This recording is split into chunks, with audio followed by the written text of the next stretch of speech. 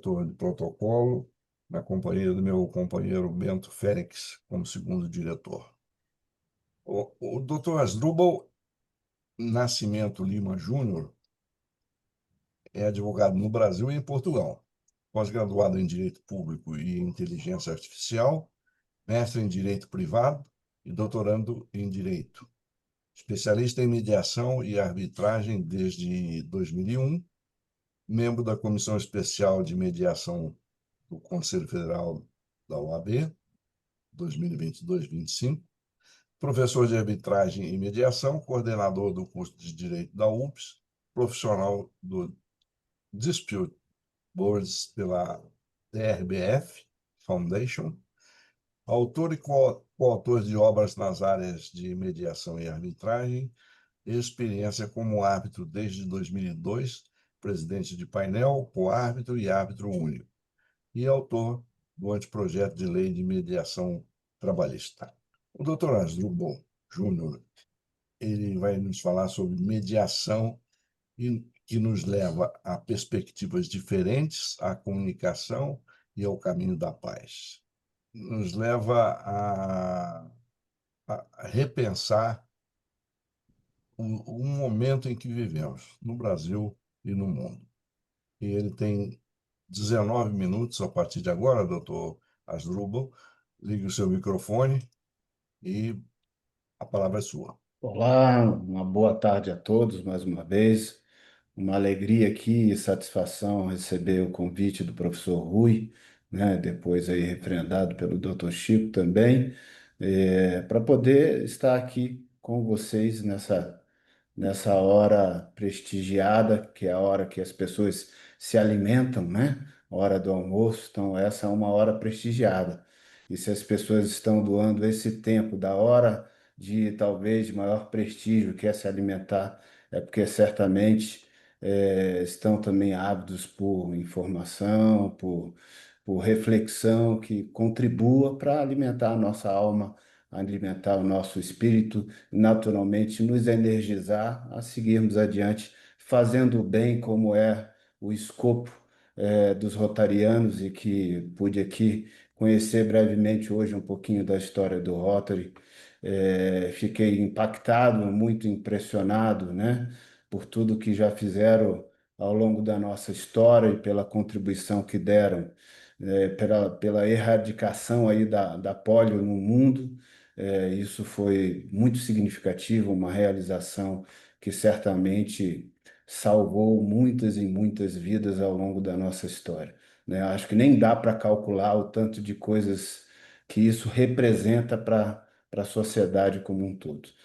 E quando a gente elege um tema, e naturalmente em homenagem ao Dia Mundial da Paz, um tema que é falar de paz e que é um tema que cruza a linha exatamente com aquilo que está na essência do que o Rotary prega e desenvolve, né, que é exatamente um caminho de diálogo, fazer o bem, né, ajudar a sociedade e o mundo a caminhar de forma pacífica e naturalmente a se desenvolver e combater problemas e ajudar as pessoas a ter uma vida melhor. Então, isso tem tudo a ver com alguns pontos que eu selecionei aqui. É claro que nosso tempo é ligeiro, então eu selecionei alguns pequenos pontos para a gente abordar na conversa de hoje, no que se refere ao como a mediação, o Instituto Mediação, pode, de alguma maneira, ser uma ferramenta importante, significativa na construção de um caminho de paz. A gente vê claramente que eh, as pessoas, elas nem sempre conseguem ter limite na sua força e na sua imposição. Ou elas, quando estão diante de alguém muito mais forte, elas se oprimem e se aviltam e se apequenam, porque temem naturalmente essa desigualdade e essa força que vem do outro. Ou quando elas estão numa posição de supremacia, elas às vezes perdem o controle, né, dos limites do que é sensato e ético e abusam do poder e da força que estão à sua disposição. E pude observar ali na oração que foi feito dos rotarianos, em que exatamente não ser um cordeiro diante dos fortes, nem ser um leão diante dos fracos. É exatamente buscar esse equilíbrio, essa ponderação e serenidade para poder saber que as coisas devem ser construídas com esse equilíbrio, porque poder em demasia, sem controle, sem um elemento de ético que instrumentalize como ele se desenvolve e exercita, e ao mesmo tempo uma situação de muita desigualdade para aqueles que são mais fracos também levam a uma questão que quase sempre se submetem exatamente por não encontrar forças e elementos suficientes para dialogarem de uma forma mais equilibrada e, naturalmente, colocarem na mesa a consideração dos seus interesses e necessidades para que sejam, de alguma forma, compreendidos e contemplados na construção do que seria uma solução pacífica para uma situação de conflito, de controvérsia. Então, o que a mediação faz é trazer um elemento terceiro, um elemento neutro, um elemento que procura contribuir para a facilitação desse diálogo, que também procura contribuir para atenuar essa desigualdade, esse desequilíbrio que nem sempre existirá, mas que muitas vezes existirá. E em existindo, ele atenua essa desigualdade. E quando não existe, naturalmente, ele se soma a um projeto de uma construção menos aflitiva e mais dialógica e racional daquilo que seria a solução de um problema. As pessoas, muitas vezes, elas não conseguem mensurar, né, a maneira de lidar com o problema e quase sempre elas se deixam potencializar pelas angústias, pelos sofrimentos, pelas emoções negativas que aquele problema acarreta em si, e aí projetam isso na sua comunicação. E quando a comunicação está afetada pelas emoções do problema, em grande parte das vezes elas acabam voltando de uma forma mais acidentada e mais acentuada. E isso retroalimenta o próprio problema e faz com que ocorra aquilo que nós chamamos de escalada do conflito. Ou seja, um fala grosso e alto, o outro fala mais grosso e mais alto, um traz uma palavra ofensiva, o outro traz outra palavra ainda mais ofensiva, e o conflito vai escalando de uma maneira a chegar a um ponto em que a racionalidade é completamente perdida e que mais importa do que resolver um problema é agredir e ver o sofrimento do outro. A mediação procura organizar, colocar freio e limites para que isso se desenvolva com urbanidade, com técnica e com metodologia, para que a conversa possa fluir de uma forma mais produtiva e, naturalmente, buscar um objetivo central, que é a construção de uma solução. Na verdade, quando falamos de paz, estamos falando numa não violência.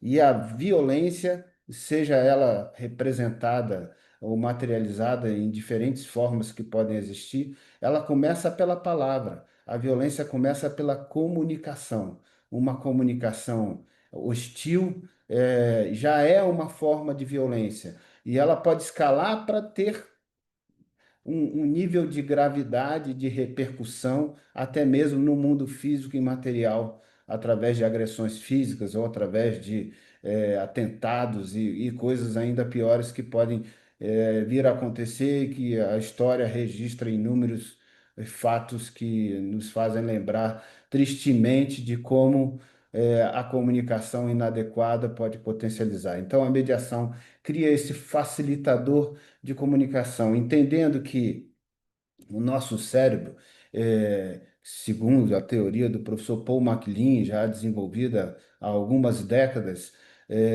ele trabalha com três camadas do cérebro trino, né? A do cérebro primitivo ou reptiliano, a do cérebro límbico, e a do cérebro neocórtex. E existe uma hierarquia nessas três camadas, em que do cérebro primitivo ou reptiliano, que é aquela que está ali com o escopo de nos proteger, de garantir a nossa sobrevivência, a nossa subsistência. Então, é aquela que comanda qualquer iniciativa e impulso de fugir ou de enfrentar, né?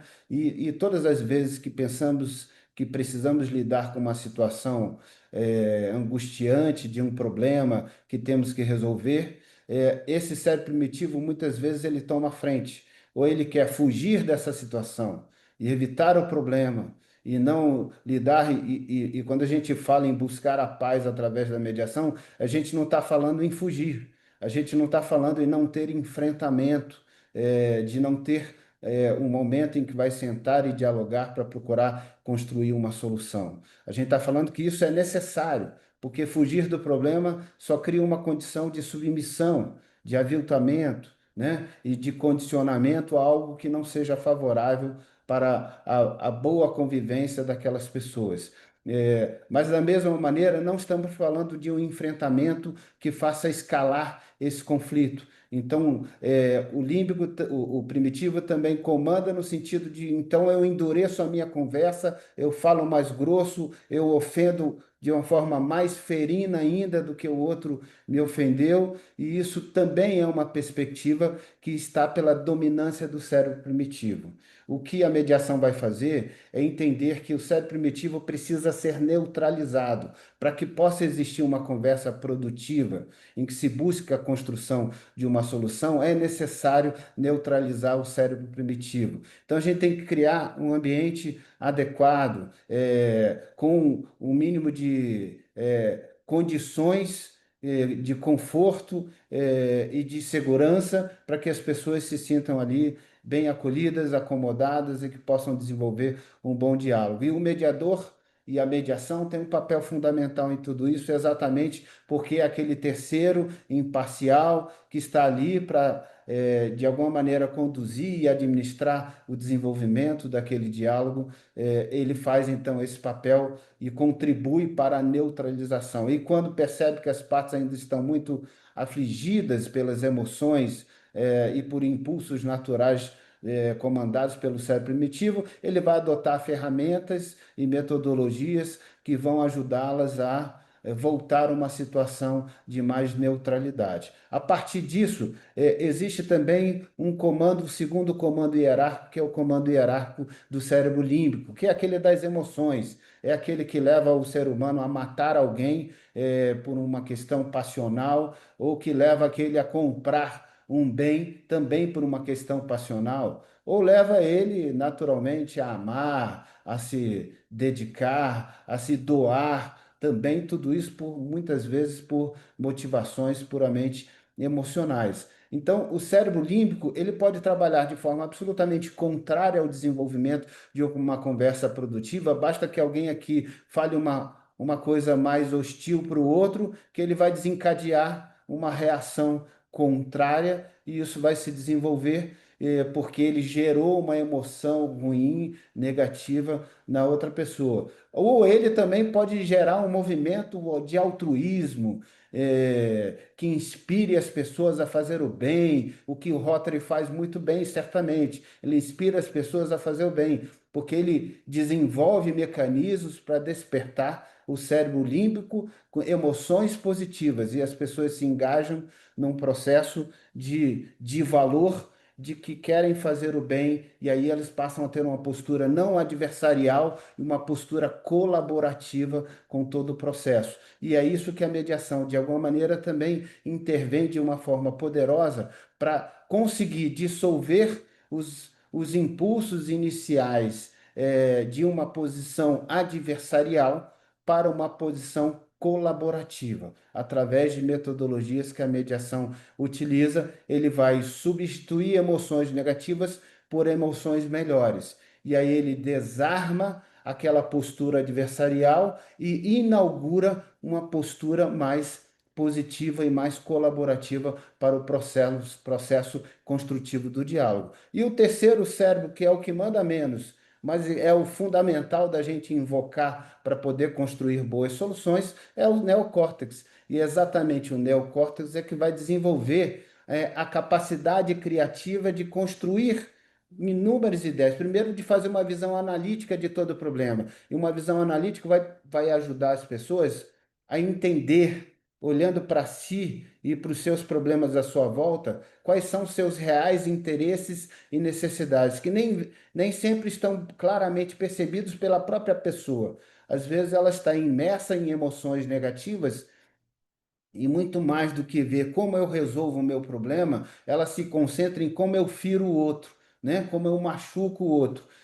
E aí ela perde a noção racional daquilo que seria uma boa solução para o seu problema. Então, ao invocar vamos dizer assim, o comando, a primazia de exercício do cérebro neocórtex, o que nós fazemos é fazer com que ela olhe para si, olhe para os seus problemas e para as suas necessidades, identifique mais claramente o que ela precisa atender como uma necessidade e poder corresponder como um interesse que pode buscar naquele diálogo. Entendendo isso, agora ela vai fazer um outro movimento muito importante, que é o movimento de colocar a pessoa na perspectiva do outro e o outro na perspectiva dela, ou fazer um movimento de deslocamento para que eu consiga enxergar o que o outro enxerga. E eu enxergando o que o outro enxerga, eu começo a perceber que aquelas premissas que eu tinha inicialmente de que aquilo era por maldade, a pessoa quer tirar proveito de mim, ela quer me explorar, ela quer me causar um mal e uma dor, nem sempre, quando eu consigo fazer o deslocamento adequado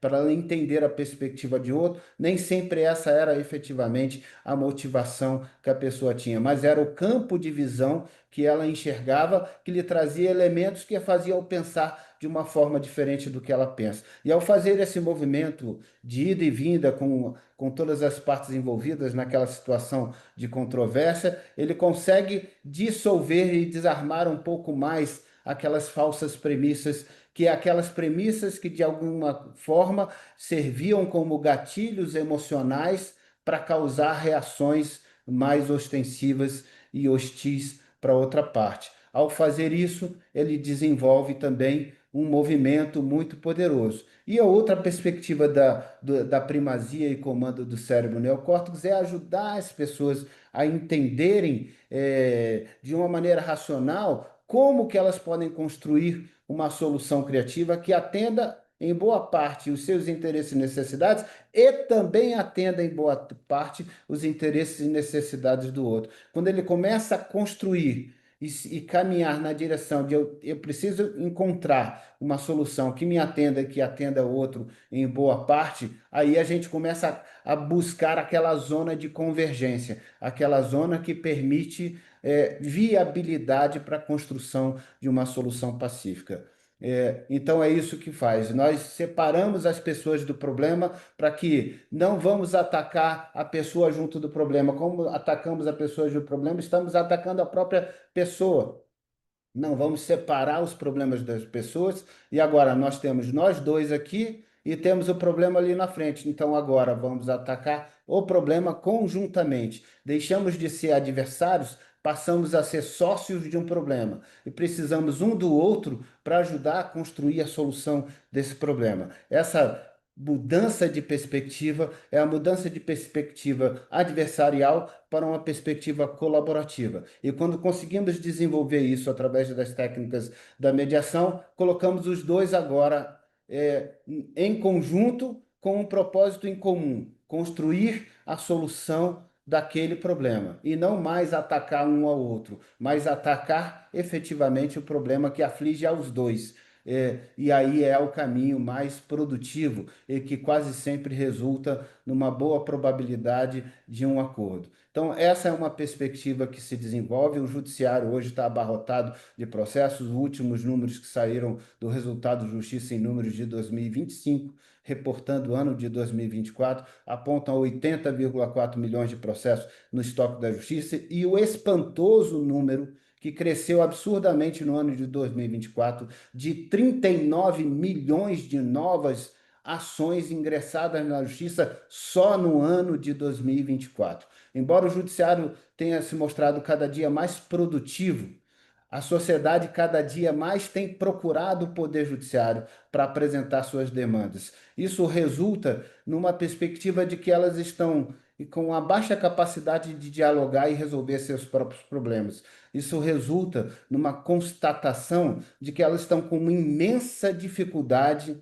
de lidar com os problemas e querem entregar a um outro que resolva os problemas para elas. Elas não assumem a missão e a responsabilidade, não chamam para si o propósito e o objeto de vamos sentar e tentar construir. Elas estão emocionalmente tão afetadas e hoje não são afetadas apenas pelo problema em si, mas afetadas pelo mundo à sua volta, que realmente tem gerado tensões das mais diversas possíveis no campo político, no campo esportivo, no campo jurídico, no campo internacional, das relações internacionais, com guerras e vários conflitos que vêm se multiplicando pelo mundo afora. Então, todas essas tensões, naturalmente, né, potencializam um ambiente para que as tensões do problema ganhem uma dimensão ainda maior e elas passam a não ter tanta capacidade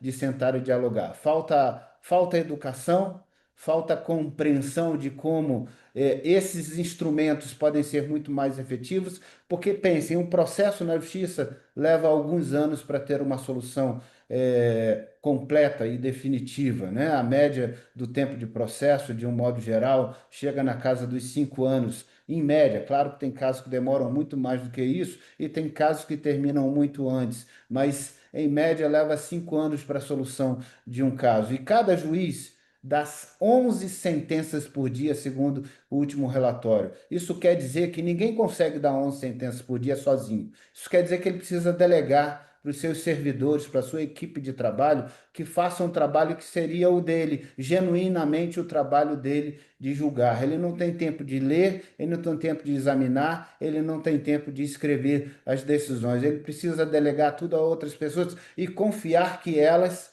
vão fazer um bom trabalho. É assim que a jurisdição efetivamente é feita no país. Então, se as pessoas querem uma solução melhor do que um servidor da justiça pode dar ao caso dela e não um magistrado, se elas devem chamar para si a responsabilidade de resolver esse problema. E por isso, aqui já concluindo, a mediação é um instrumento extremamente eficaz, que não depende do judiciário, que pode ser feito de forma privada. E com certeza, o Rotary também já abraça essa causa, talvez não sob o rótulo da mediação, no sentido técnico e científico, mas ela já abraça a causa do diálogo, e aí fica o meu estímulo e a minha provocação para que, quem sabe, isso possa entrar na pauta de vocês, para que institucionalmente se conceba um projeto maior e me coloco inteiramente à disposição para contribuir, caso esse seja o objetivo e interesse de todos,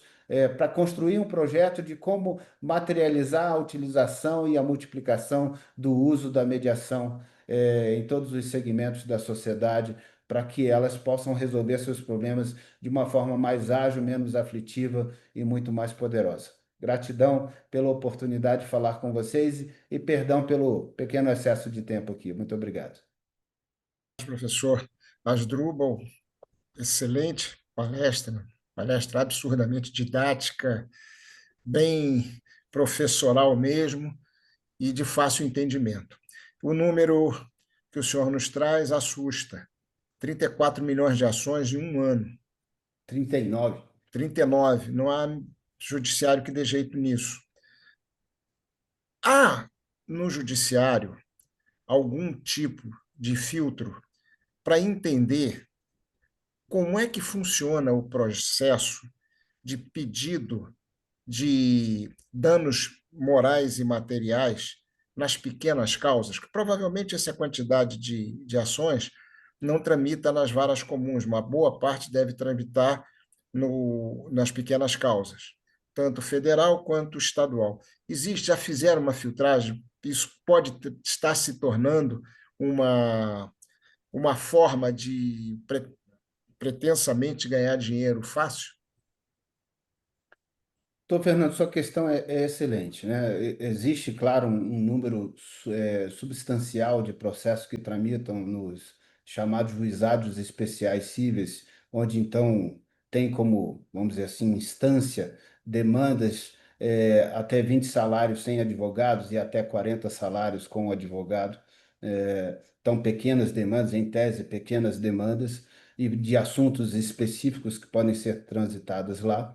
Mas a jurisprudência brasileira, diferentemente da jurisprudência americana, ela já há alguns anos ela estabeleceu como precedentes importantes que vêm sendo seguido reiteradamente pelo judiciário como um todo, que limitam bastante o valor das indenizações por danos morais. Então, a indústria do dano moral no Brasil, ela é muito mais modesta e tímida do que essa indústria nos Estados Unidos, por exemplo. Então a gente não consegue enxergar que esse seja vamos dizer, uma alavanca significativa que tenha gerado um grande volume de demandas na justiça. Ao contrário disso, as pessoas entram, até conseguem ganhar alguma coisa, mas em geral levam uma sensação de que aquilo que a justiça mensurou como o valor do dano moral é muito aquém daquilo que ele entendia como sensato e justo para, vamos dizer assim, ressarcir o dano moral que sofreu. Então, a jurisprudência não caminhou no sentido de criar um estímulo para isso, de certo modo, até o contrário, criou um desestímulo para que a indústria do dano moral crescesse, como é nos Estados Unidos, que tem indenizações multimilionárias. Aqui no Brasil, isso não se vê dessa maneira, salvo raras exceções. As indenizações são bem módicas, bem modestas, de um modo geral, né? Muito obrigado. Muito boa tarde a todos novamente. Eu fiquei encantado com a sua fala, doutor Asdrubal. Realmente, para mim, é um aprendizado. Lembrando que eu sempre digo que na minha vida, como profissional e como docente, 1 mais 1 é igual a 2. Enquanto que no âmbito do direito eu sempre digo que 1 mais 1 nem sempre é igual a 2, tudo depende da conotação que se leva ao assunto, né? E aí eu fico perguntando, quando o senhor comenta que nós tivemos 39 milhões de ações inseridas dentro do contexto judiciário em 2024 ou 2023, não me recordo, eu fico perguntando o que o judiciário e todo o ambiente conectado ao judiciário está fazendo para permitir que as pessoas consigam fazer seu entendimento sem a necessidade de uma ação, por exemplo. E aí eu faço uma outra colocação junto. Será que nas questões de compra de equipamentos que são feitos por meio da internet, quando eu tenho uma dificuldade qualquer de devolução de um produto, eu sou atendido por um meio eletrônico?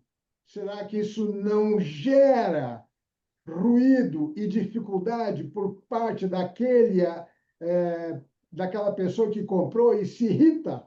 E aí ele pega e vai na justiça? Eu gostaria de uma colocação dentro desses dois cenários aí da sua parte. Certo.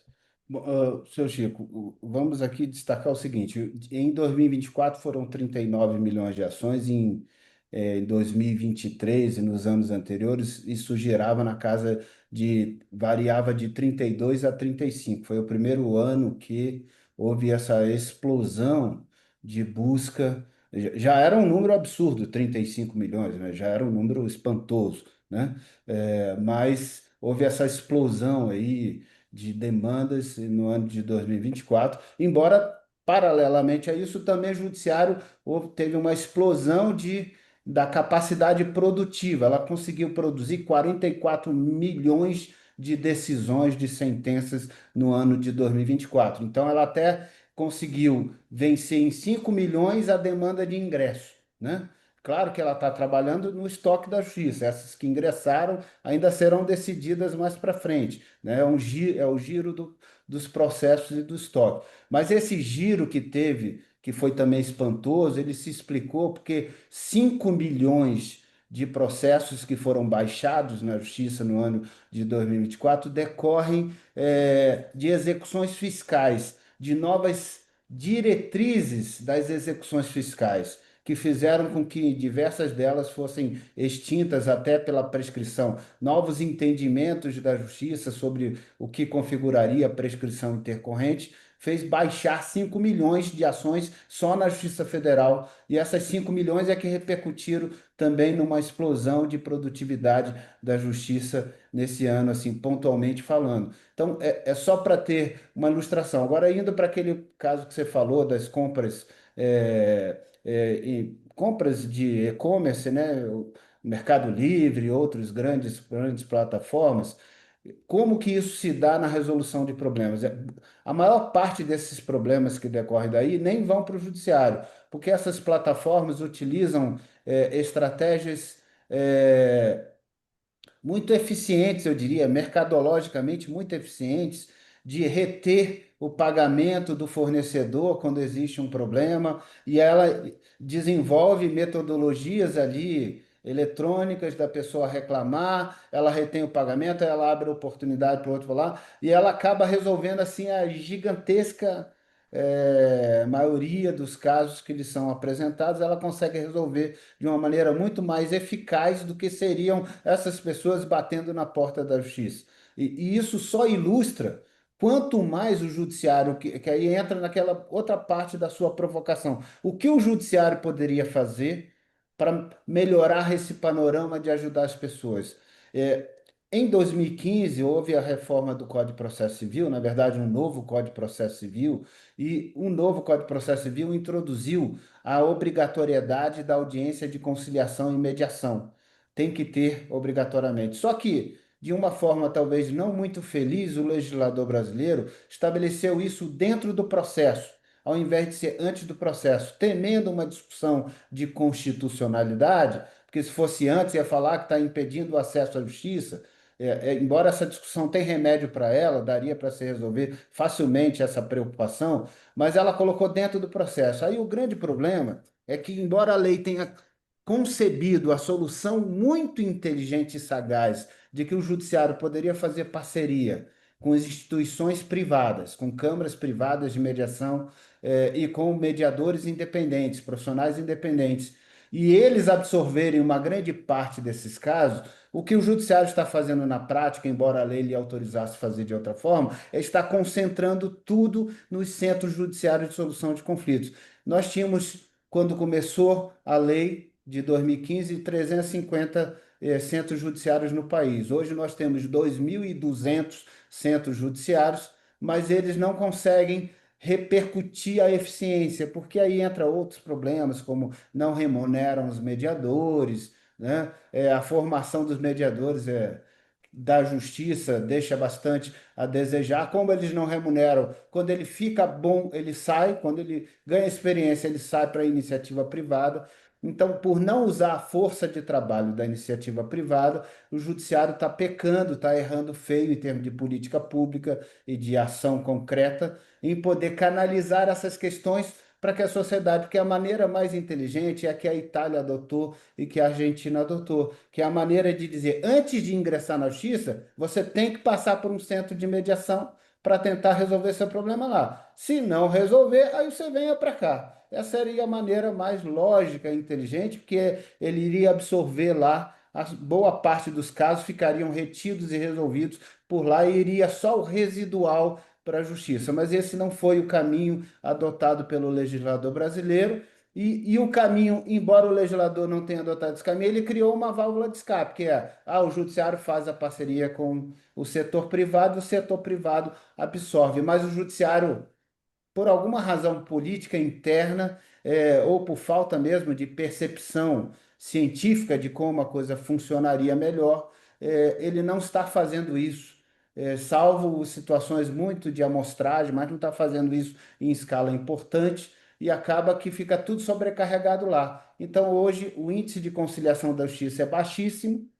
Por quê? Porque chega lá, o mediador não é remunerado, as partes chegam para a mediação sem serem preparadas para a mediação, porque é uma mediação privada bem elaborada, as partes são orientadas, esclarecidas e preparadas. Quando elas chegam na cena da mediação, elas já sabem o que fazer, elas já pensaram em possibilidades de acordo concretas, elas já, vamos dizer assim, regularam melhor o seu discurso e a sua comunicação para evitar todos aqueles efeitos emocionais que iriam fazer o conflito escalar. Então, a mediação privada tem um índice de acordo. Só para você ter ideia, a pesquisa realizada pelo Instituto de Certificação de Formação de Mediadores Lusófonos, o ICFML, que é um dos institutos mais importantes no mundo de certificação de mediadores e de qualificação, de conferência da qualidade dos mediadores, a pesquisa dos mediadores do ICFML aponta na casa de 73% a taxa de acordo dos que passam pela mediação com eles. E o índice de conciliação e mediação da justiça, apurado já nesse resultado que saiu agora em 2025, aliás, saiu há coisa de 15 dias atrás, esse índice apontado na casa de 10%. 10%, enquanto o outro é 73%. Ou seja, estamos deixando na mesa vários casos que poderiam ser resolvidos ali, estamos deixando ele escapar para seguir o fluxo da contenda, do caminho contencioso, e isso sobrecarrega a justiça, onera o cidadão e a sociedade brasileira, porque hoje são 146 bilhões o orçamento, a despesa da justiça no ano de 2024. E esse orçamento aumenta todos os anos, gasta-se mais com a justiça. Ou seja, um cidadão brasileiro hoje, mesmo nunca tendo um processo na justiça, ele tira do bolso mais do que R$ 500 cada cidadão só para pagar a conta da justiça, mesmo que ele não tenha nenhuma ação lá. Então, isso onera toda a sociedade porque não se está tomando as medidas certas. A mediação privada é muito mais poderosa e eficiente, mas ao insistir no caminho da concentração de poder, está deixando esvair uma hipótese de ajudar as pessoas a resolver de uma forma muito mais inteligente e rápida seus problemas. Asdrubal, eu vou sair um pouco do enfoque da questão muito jurídica e entrar um pouco no lado emocional. Como você enxerga, dentro do que a gente tem hoje como sociedade, como enfraquecimento, das emoções do cidadão, do modo geral, como é que você enxerga o futuro da conciliação? Bom, é uma provocação de dissertação de mestrado ou de tese de doutorado, é uma profunda provocação, né? É claro que o cidadão, na velocidade que vive hoje, né, de multitarefas, de uma pluralidade de informações, ele é bombardeado com tanta coisa, então ele cria um nível de ansiedade, ele já vive um nível de ansiedade muito acentuado, né? O nível de tolerância dele cai profundamente, a irritabilidade dele sobe, bastante. Então, a capacidade dele sozinho, sem um acompanhamento, sem uma terapia, né? Sem uma orientação, sem talvez nem que seja uma participação numa vida religiosa e outros valores que ajudariam a criar ele um espaço de mais equilíbrio e serenidade, ele tende naturalmente a optar pelo caminho do combater, do agredir e do confrontar. E é esse o caminho que tem levado o judiciário, e os números apontam essa verdade, essa constatação, né? Ou seja, o índice de conciliação da justiça, em 2015, quando começou essa nova política judiciária, a mudança da lei, era na casa de 15%. O índice hoje é 10%. Tinham 300 centros judiciários, hoje tem 2.200 e o índice caiu. Não caiu os números absolutos, mas assim, representativamente, proporcionalmente, caiu a eficiência, né? O que era para ser exatamente o contrário, esperava-se exatamente o contrário. Então, se percebe que a sociedade está doente e que várias coisas precisam ser trabalhadas começando pela educação, começando pela família, né? Mas, sobretudo, as políticas públicas que poderiam trabalhar o desenvolvimento do setor privado nessa área é onde teria talvez o campo mais fértil para a gente procurar mostrar outros horizontes e as pessoas começarem a resgatar uma percepção de que sim, é porque elas hoje sofrem um complexo de incapacidade, um complexo de achar que elas não são capazes de resolverem seus próprios problemas. É como se fosse um complexo de inferioridade. Elas acham que não conseguem resolver os problemas sozinho, ou acham que resolver sozinho era força. E não é nenhuma coisa nem outra. Elas conseguem resolver no diálogo, mas precisam ser orientadas, precisam ser assistidas, né, por uma metodologia, por uma ciência que vai ajudá-las a fazer isso de uma forma muito mais eficiente. E aí, aquilo que era para gerar, porque a mediação obrigatória no seio do judiciário tinha-se a pretensão de que ela serviria para mostrar às pessoas que elas dialogando resolveriam bem seus problemas.